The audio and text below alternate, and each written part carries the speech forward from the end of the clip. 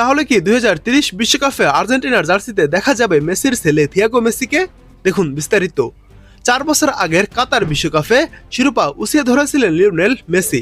তখন অনেকেরই বিশ্বাস ছিল সেটি হবে বিশ্বকাপে তার শেষ অধ্যায়, কিন্তু সময়ের সেই ধারণাকে ভুল প্রমাণ করে 39 বছর বয়সেও এসে উত্তর আমেরিকার বিশ্বকাপে আর্জেন্টিনাকে টানা দ্বিতীয়বার ফাইনালে তুলেছেন ফুটবল ইতিহাসের অন্যতম সেরা এই তারকা।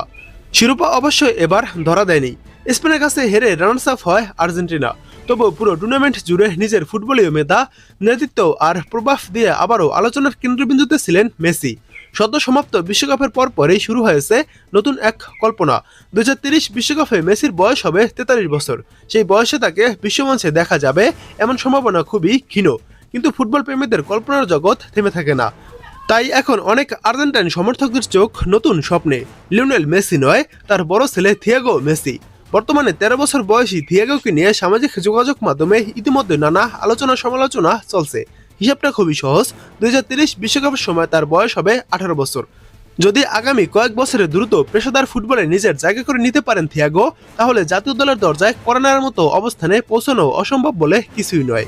আর যদি কোনোভাবে মেসিও আন্তর্জাতিক ফুটবলে টিকে থাকেন, তাহলে বাবা ছেলের একই বিশ্বকাপে আর্জেন্টিনার জার্সি গায়ে মাঠে নামার বিরল দৃশ্যের সাক্ষী হতে পারে ফুটবল বিশ্ব। এখন অবশ্যই সেই স্বপ্নের পথের শুরুটা হচ্ছে যুক্তরাষ্ট্রে।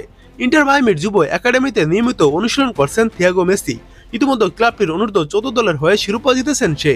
ফলে তার প্রতিটি ম্যাচ, প্রতিটি গোল কিংবা প্রতিটি অগ্রগতি এখন বাড়তি আগ্রহ নিয়ে অনুসরণ করছেন আর্জেন্টাইন ভক্ত সমর্থকরা।